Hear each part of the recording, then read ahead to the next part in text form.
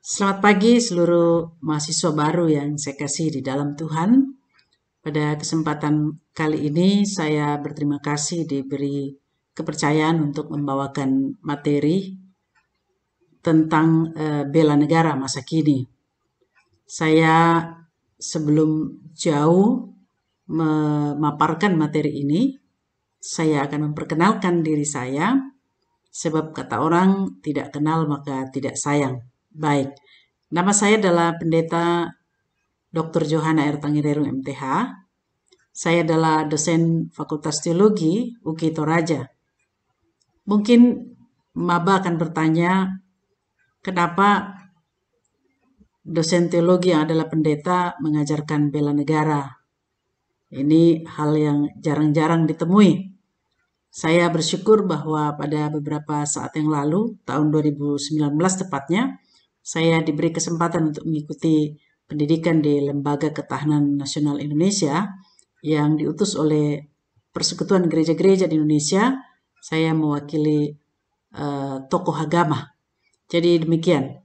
Baik, saya lanjut saja. Tema kita adalah bela negara masa kini.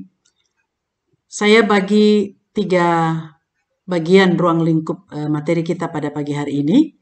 Yang pertama, apa itu bela negara? Yang kedua, mengapa perlu bela negara? Dan yang ketiga, jenis atau bentuk bela negara. Nah, bela negara adalah sesuai dengan penjelasan pasal 9 ayat 2 Undang-Undang Nomor 3 mengenai pertahanan negara menyatakan bahwa bela negara adalah sebuah upaya membela negara yang merupakan sikap dan perilaku warga negara yang dijiwai oleh kecintaannya terhadap negara kesatuan Republik Indonesia berdasarkan Pancasila dan Undang-Undang Dasar 45 dalam menjamin kelangsungan hidup bangsa dan negara. Jadi bela negara merupakan sebuah sikap dan perilaku. Jadi sikap dan perilaku warga negara yang dijiwai oleh Pancasila, cintaannya terhadap Republik Indonesia.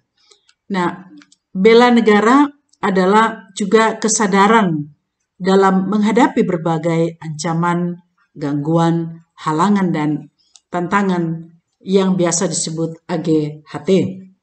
Dan bela negara itu merupakan kewajiban dasar warga negara dan dijamin oleh Undang-Undang Dasar 45. Jadi, bela negara itu merupakan hak dan kewajiban seluruh warga negara. Itu dijamin dalam Undang-Undang Dasar 45 pasal 27 ayat 1. Di situ dikatakan setiap warga negara berhak dan wajib ikut serta dalam upaya pembelaan negara, ya. Pasal 30 ayat 1 di situ dikatakan tiap warga negara ya berhak dan wajib ikut serta dalam usaha pertahanan dan keamanan negara. Jadi sikap kita dijamin oleh Undang-Undang Dasar 1945. Nah, pertanyaan yang kedua adalah mengapa perlu bela negara? Ya, mengapa perlu bela negara? Dan saya akan menjelaskan di sini bahwa kita membutuhkan bela negara karena negara kita ini adalah negara yang besar. Negara kita ini adalah negara kaya. Dalam lingkungan strategi global, negara kita berada pada 2 benua ya dan 2 samudra. Situasi ini menempatkan Indonesia pada situasi yang sangat strategis. Bisa menjadi lalu lintas perdagangan dunia. Tetapi di satu sisi juga situasi dan kondisi yang strategis ini bisa menempatkan Indonesia pada posisi pusat ancaman, gangguan, hambatan, dan tantangan. Jadi ini dia persoalannya. Yang kedua, secara lingkungan strategis nasional, kita memiliki kekayaan alam yang luar biasa. Kita memiliki keberagaman, ya, pluralitas yang sungguh beragam. Kita memiliki jumlah penduduk yang besar dan kita memiliki sejarah nasional. Ini lingkungan strategis secara nasional yang menempatkan Indonesia perlu bela negara. Yang ketiga, alasannya mengapa kita perlu bela negara adalah ancaman, gangguan, hambatan, dan tantangan mengalami perubahan paradigma.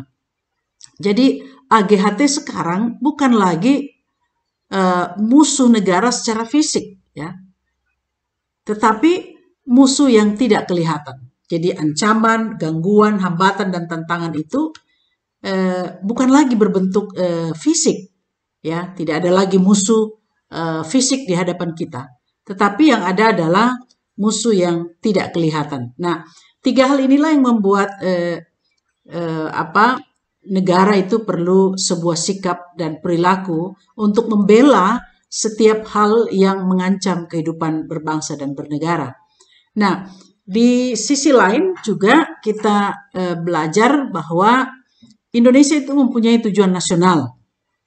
Tujuan nasional itu adalah mencerdaskan kehidupan bangsa, ikut melaksanakan ketertiban dunia, dan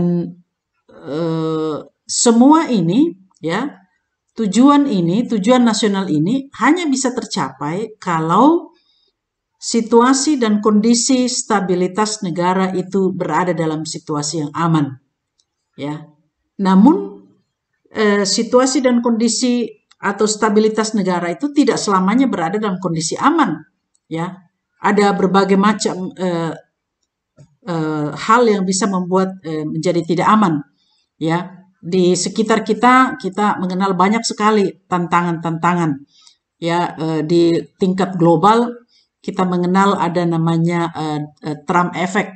Jadi Donald Trump itu bisa membuat negara kita menjadi tidak stabil karena kebijakan-kebijakan politik yang diambil.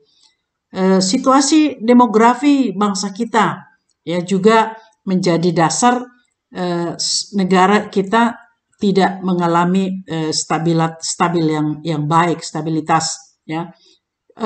Persoalan yang lain adalah disparitas. Jadi ada jarak yang sangat jauh antara yang kaya dengan yang miskin. Sementara di sisi lain, orang miskin di Indonesia itu lebih banyak ketimbang orang kaya. Tetapi orang kaya yang sedikit ini memiliki kekayaan lebih banyak daripada jumlah orang yang pada umumnya di Indonesia. Dan ini banyak sekali yang menjadi menjadi sebab negara bisa mengalami ketidakstabilan. Oleh sebab itu perlu sebuah ketahanan nasional yang tangguh. Nah, hasil pengukuran indeks ketahanan nasional tahun 2015 sampai 2019 memperlihatkan bahwa sepanjang tahun 2015 sampai 2019 ada dua aspek, ada dua gatra, ada dua bidang yang terus-menerus mengalami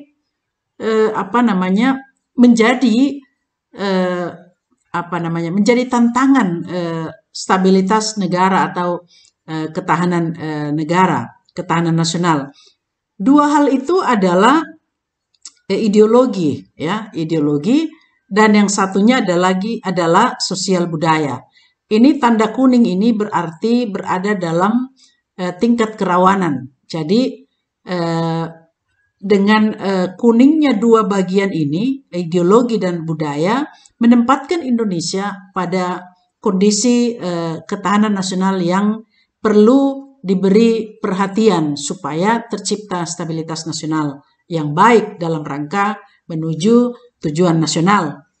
Nah, kita akan coba lihat. Nah, dengan demikian, Indonesia dalam perspektif ancaman, gangguan, hambatan, dan tantangan itu dapat kita lihat pada beberapa poin-poin berikut ini. Nah, saya sampaikan paling tidak saya perlihatkan dulu sebelumnya dua spektrum ancaman NKRI. Yang pertama ancaman militer, yang kedua ancaman non-militer. Tapi dari awal tadi saya sudah sampaikan bahwa AGHT kita bukan lagi pada ancaman militer yang sesungguhnya, tetapi lebih banyak pada ancaman non-militer. Tapi baiklah saya sampaikan bahwa ancaman militer itu bisa berupa invasi, ya. ada invasi kekuatan negara lain terhadap negara kita, ada agresi, artinya sebuah sikap yang mau menyerang gitu ya, ada serangan-serangan, kemudian ada kampanye militer, ada separatis bersenjata, ada teroris bersenjata, dan ada spionase. Ini semua ancaman secara militer. Dan ancaman non militer yang kemudian menjadi menjadi fokus dalam rangka membangun atau meningkatkan ketahanan nasional, itu ada beberapa bagian yang penting, antara lain adalah demografi, geografi, sumber kekayaan alam dan lingkungan hidup, ideologi, politik, ekonomi, sosial, budaya, hukum, dan HAM. Jadi aspek-aspek inilah yang perlu diberi perhatian dalam rangka bela negara supaya stabilitas nasional kita tetap terjaga. Jadi sekali lagi, AGHT bukan lagi ancaman militer tetapi ancaman non militer, yaitu IPOLEX SOSBUD. Ini ancaman kita. Saya uraikan satu persatu. AGHT di bidang geografi. Geografi adalah letak strategis ya. Saya sudah sampaikan di awal tadi, saudara-saudara mahasiswa baru, bahwa letak strategis Indonesia di antara dua benua dan dua samudra ini menempatkan letak geografis kita sangat strategis, tetapi di satu sisi juga menempatkan pada posisi AGHT yang sangat tinggi. Yang kedua, kita berada dikelilingi oleh cincin gunung berapi. Beberapa saat yang lalu kita digemparkan oleh bencana alam, longsor, likuifaksi, dan berbagai macam bencana alam. Itu disebabkan oleh kita berada pada cincin gunung berapi, ya. Dan yang kedua, kita juga dikelilingi oleh patahan lempeng. Nah, dua hal ini menempatkan Indonesia secara geografis pada posisi yang kurang baik, ya. Kemudian yang lain adalah sengketa batas negara, Sipidan dan Ligitan, itu antara Malaysia dan Indonesia juga terus-menerus tegang. Yang lain adalah persoalan Laut Cina Selatan yang terus juga sedikit-sedikit agak tegang. Juga yang lain adalah kerusakan ekosistem. Ini ancaman di bidang geografi. Ancaman di bidang demografi, AGHT di bidang demografi. Demografi itu adalah soal kependudukan, ya. Jadi Indonesia itu punya penduduk yang sangat besar, sekarang 267 kalau tidak salah. Dan jumlah penduduk usia produktif itu lebih tinggi daripada jumlah penduduk usia non-produktif. Ini sebenarnya menempatkan Indonesia pada posisi bonus demografi.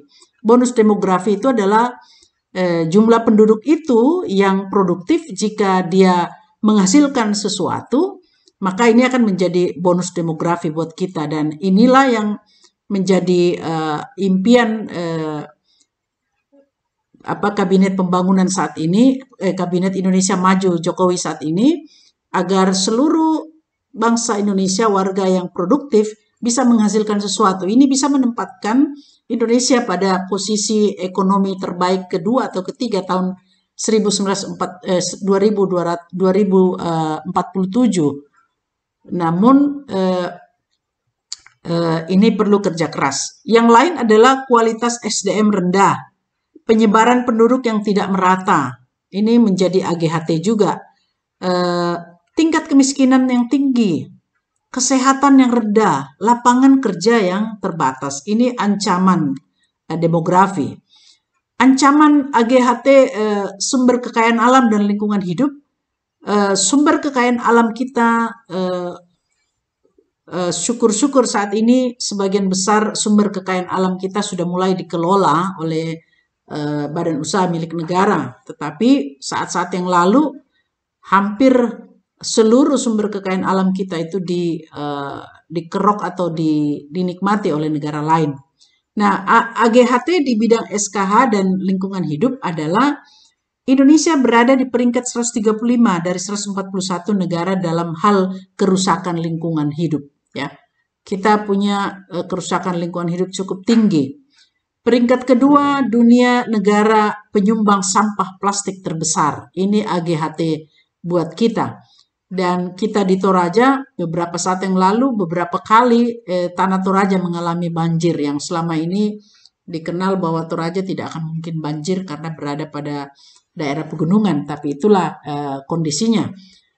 AGHT atau ancaman gangguan hambatan di bidang ideologi, ini yang menjadikan negara kita betul-betul perlu fokus memperhatikan ini, bahwa masih saja ada isu-isu komunisme, masih liberalisme, khilafah mengganti ideologi Pancasila. Ini ancaman AGHT di bidang ideologi. Yang berikut ancaman gangguan hambatan dan tantangan di bidang politik. Ini yang sementara betul-betul juga menjadi PR besar negara kita. Ada demokrasi yang kebablasan, ada politik identitas ya, yang memakai identitas tertentu misalnya suku, agama, dan ras untuk kepentingan politik. Ya, waktu itu kita pernah mengalami pada saat yang sangat terkenal pada saat pemilihan gubernur DKI Jakarta antara Ahok dan Anies Baswedan. Waktu itu politik identitas sangat marak. Politik uang ya. Sekarang ini terjadi akan diadakan pilkada serentak di seluruh Indonesia. Nah, 2 kabupaten di mana kita berada ini juga akan mengadakan pilkada di 2020 bulan Desember nanti. Nah, politik uang atau politik transaksional masih mengancam ya. Rilis KPU juga mengatakan bahwa titik rawan pilkada 2020 ini adalah politik uang dan politik transaksional. Kampanye hitam dan politik sara itu masih mengemuka juga. Dan yang lain adalah separatisme. Itu AGHT di bidang politik. Yang berikut adalah AGHT di bidang ekonomi. Ya. Ancaman kita di bidang ekonomi atau gangguan hambatan kita ada di perang dagang. Ada perang dagang sekarang banyak sekali. China, Amerika, Eropa. Jadi Indonesia juga terbawa-bawa ke sana. Kemudian kewirausahaan ya. Sekarang sedang dikembangkan UMKM, kewirausahaan.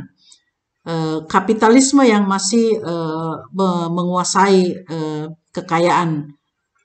Kemudian kesenjangan ekonomi, paham sosialisme di dalam perekonomian, krisis moneter, defisit neraca perdagangan, dan seterusnya, dan seterusnya. Di bidang sosial, AGHT kita adalah adanya ego sektoral. Ego sektoral itu kepentingan sektor, ya, misalnya Toraja Utara dan Tanah Toraja, ya, dalam hal membangun kadangkala kita lebih mementingkan ego sektoral, padahal sesungguhnya 2 kabupaten ini mestinya saling bergandengan tangan. Yang lain adalah korupsi, ya, manipulasi, radikalisme, kesenjangan sosial, gaya hidup hedonisme. Ini semua persoalan-persoalan ya. Tedong Silaga di Toraja itu bukan lagi terkait pada soal budaya, tapi itu sudah persoalan hedonisme ya. Yang berikut adalah AGHT di bidang sosial, khususnya narkoba ya. Negara pengedar narkoba yang ke-6 setelah Kolombia, Cina, Brasil, Iran, dan Indonesia. Meksiko, ini Indonesia berada pada posisi ke-6. Pada posisi inilah kemudian Presiden kita Jokowi mengatakan bahwa menyatakan Indonesia berada dalam darurat narkoba. Nah, kita harus berperang terhadap narkoba. Dan di Toraja sendiri, menurut rilis salah satu media, dikatakan Toraja berada pada peringkat ketiga peredaran narkoba di Sulsel. Nah, ini yang menjadi ancaman kita. Ini hal-hal ini yang harus kita perangi. Oleh sebab itu butuh bela negara. Di bidang budaya, ya, kearifan budaya lokal yang semakin tergerus, ya, persoalan-persoalan nilai-nilai budaya tidak lagi menjadi concern generasi muda. Di Toraja misalnya Tedong Silaga itu merupakan penggerusan budaya ya. Tedong Silaga itu bukan budaya tetapi sebuah perubahan yang mengantar masyarakat Toraja untuk eh,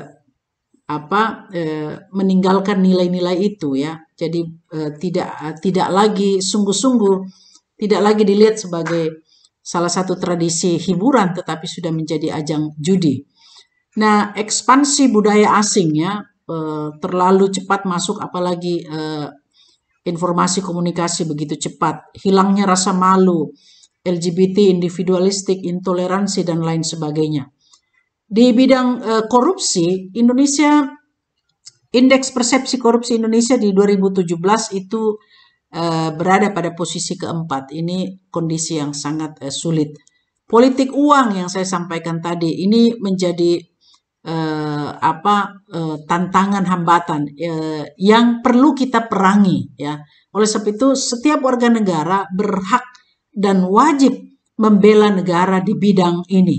Ya, setiap warga negara termasuk mahasiswa harus berperang membela Indonesia dan melawan politik uang yang terjadi. Walaupun kita ditawarkan, mari kita sepakat mengatakan saya tolak politik uang. Saya memilih berdasarkan pilihan dan hati nurani saya sendiri. Itu bagian dari bela negara. Itu bagian dari bagaimana kita mempertahankan kedaulatan diri kita dan kedaulatan bangsa kita.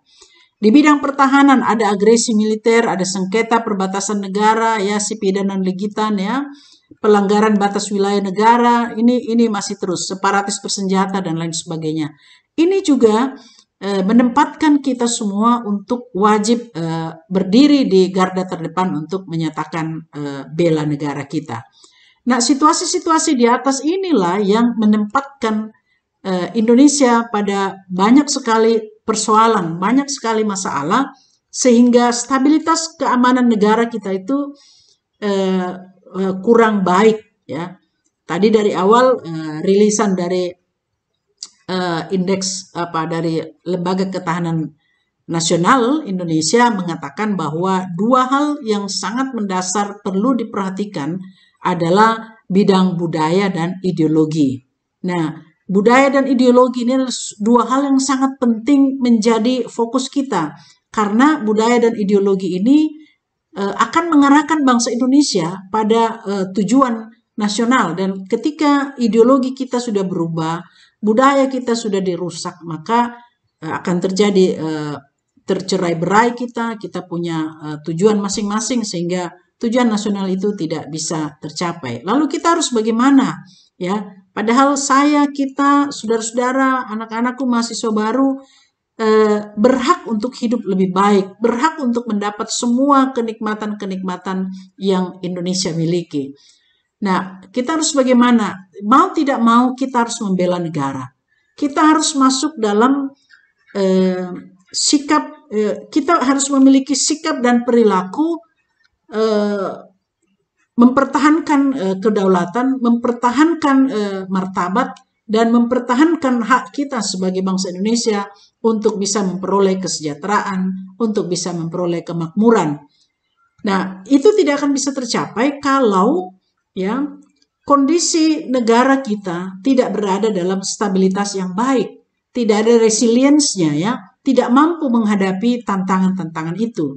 Oleh sebab itu, bela negara adalah sikap dan perilaku yang didasarkan pada kecintaan pada negara ini berdasarkan nilai-nilai Pancasila untuk berdiri di garda terdepan, mempertahankan negara kesatuan Republik Indonesia. Nah, bagaimana bentuk bela negara? Ada dua bentuk, formal dan informal. Formal itu bisa melalui pendidikan kewarganegaraan, pelatihan dasar kemiliteran wajib, pengabdian sebagai prajurit TNI, pengabdian sesuai dengan profesi. Jadi ini yang secara normal, secara formal ya. Yang informal adalah di lingkungan masyarakat. Ikut serta menanggulangi akibat bencana alam, itu bagian dari bela negara. Ikut mengembangkan kekayaan alam dan sumber bumi, sistem keamanan rakyat dan berpartisipasi di dalamnya. Yang lain adalah menjaga nilai-nilai budaya bangsa. Kemudian terkait dengan kita adalah mempertahankan prestasi, mesti berprestasi di dunia pendidikan dan olahraga ya. Ini secara informal. Nah, siapa saja yang bisa ikut bela negara? Tadi sudah disampaikan bahwa seluruh rakyat Indonesia ya. Nah, contoh bela negara dalam kehidupan sehari-hari diantaranya adalah meningkatkan iman dan takwa. Ya, ini penting. Tekun dalam studi dan menciptakan teknologi baru. Jadi mahasiswa ketika masuk perguruan tinggi belajar yang baik itu menjadi bagian dari bela negara. Apalagi menunjukkan prestasi itu bagian dari bela negara. Ya, baik prestasi akademis maupun prestasi olahraga. Menciptakan suasana kerukunan, damai, harmonis, serta sadar hukum dalam keluarga dan lingkungan. Itu bagian dari bela negara. Mempertahankan kearifan lokal budaya. Menjaga keamanan kampung. Menjaga keamanan kampus. Membayar pajak pada waktunya. Juga mengikuti protap COVID-19 dengan teratur. Itu bagian dari bela negara. Mahasiswa baru belajar dengan tekun, mengikuti seluruh aturan, itu sudah bagian dari bela negara. Jadi tidak ada yang sulit ya terkait bela negara. Sangat sederhana, karena terkait dengan sikap dan perilaku.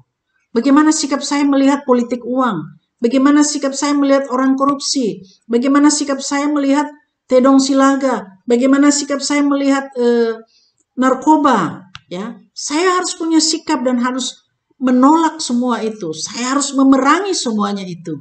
Itu bagian dari bela negara. Dan itu bela negara yang real, bela negara yang informal, ya. Tapi itu real. Nah, saya beri contoh bela negara di bidang politik dalam sinergi 4 bidang. Pemerintah, akademisi, masyarakat, kemudian media. Jadi kita menolak politik uang, ya. Ini semua unsur harus terlibat di dalamnya. Pemerintah harus menjadi leading sektor dalam aturan-aturan, memberi akademisi, khususnya kita UKI Toraja, memberi literasi, ya, literasi politik dan moral.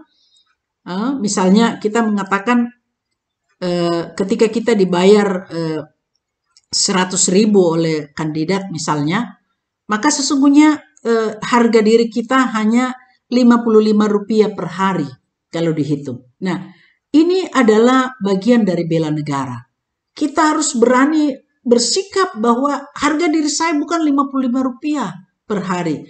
Harga diri saya adalah membela negara, ya.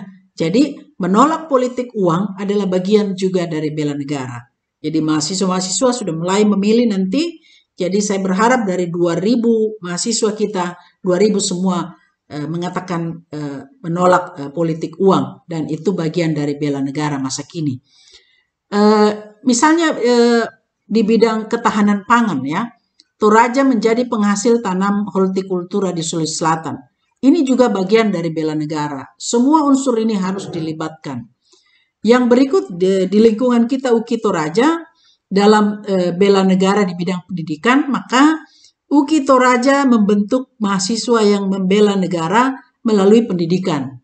Jadi semua unsur ini, unsur lembaga, unsur mahasiswa, unsur gereja, unsur masyarakat, unsur media, mesti bersatu padu dalam membentuk mahasiswa yang mau membela negara, ya, belajar dengan tekun, berprestasi di tengah masyarakat, menjadi pembawa hal-hal yang bermanfaat, ya, menolak hal-hal yang tidak, menolak hal-hal yang bisa mengganggu stabilitas negara, misalnya menolak menolak politik uang, menolak narkoba dan lain sebagainya, menolak malas dan lain sebagainya. Itu bagian daripada bela negara. Nah, ketahanan pangan ini contoh-contoh bela negara. Kita mesti berani untuk menciptakan ketahanan pangan. Kemudian ya ini kita di Toraja ada Lombok Katokon, ada padi, ada talas. Ini bisa kita tanam dan kita konsumsi sebagai alternatif pangan yang bisa menempatkan Toraja bisa mandiri di bidang pangan. Yang lain adalah bela negara berprestasi. Ini ada beberapa kegiatan-kegiatan mahasiswa UKI Toraja, pernah pergi ke Israel dalam rangka studi banding, belajar tentang pertamanan di Israel, pertanaman, kemudian pernah ke mana ya? Ini ke Singapura, Filipina ya. Kemudian pernah juara paduan suara ya. Kemudian belajar dengan baik dan sukses, itu juga bagian dari bela negara.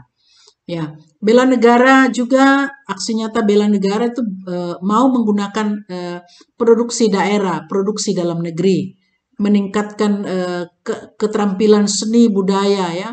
Ada Pak Gelu, ada tenun, ada ukir dan lain sebagainya.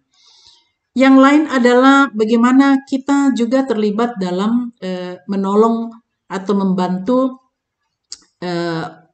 orang yang berada dalam bencana, misalnya orang yang berada dalam kesulitan. Ya, ini ada beberapa kegiatan-kegiatan posko, ada kegiatan membantu masyarakat membersihkan atau menjaga kebersihan. Ada juga ini bagaimana mahasiswa UKI belajar dengan tekun, juga melakukan kegiatan-kegiatan sosial lainnya. Itu semua bagian daripada bela negara. Jadi bela negara masa kini sekali lagi bukan lagi terkait pada menghadapi musuh secara fisik. Tidak ada lagi musuh kita secara fisik. Yang ada adalah musuh secara non fisik. Tidak ada lagi perang militer. Yang ada adalah perang proxy war ya, biasa orang sebut. Juga ada perang cyber, perang ideologi, perang perilaku-perilaku malas, perang narkoba, perang manipolitik dan lain sebagainya. Itu bagian dari perang yang harus dilakukan sebagai bentuk bela negara kita. Nah, saudara-saudara mahasiswa, saya kira itu pengantar dari saya tentang bagaimana kita harusnya menjadi mahasiswa yang ikut dalam bela negara. Ya, ada bela negara secara informal, ada bela negara secara formal. Ya, mungkin kalau ada mahasiswa nanti yang akan mau bela negara secara formal, bisa setelah tamat perguruan tinggi bisa mendaftar untuk masuk ke dalam bela negara secara formal. Tapi yang bisa kita lakukan sekarang adalah bela negara secara informal. Belajar dengan tekun, melahirkan inovasi-inovasi yang baik, berani melawan narkoba, berani melawan manipolitik, dan berani melawan kemalasan, berani menolong, dan lain sebagainya. Itu adalah bagian dari bela negara. Saya kira itu saja dulu penyampaian saya. Atas segala perhatiannya saya mengucapkan terima kasih. Lebih dan kurangnya saya mohon maaf. Terima kasih kepada segenap panitia dan selamat kepada mahasiswa baru bergabung dengan Civitas Akademika UKI Toraja. Sekian dan terima kasih. Selamat pagi. Tuhan memberkati.